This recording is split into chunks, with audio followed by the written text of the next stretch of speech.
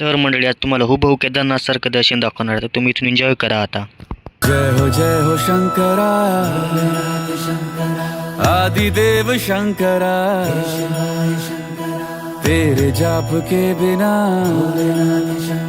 चले ये सांस किस तरह मेरा कर्म तू ही जाने क्या बुरा है क्या भला.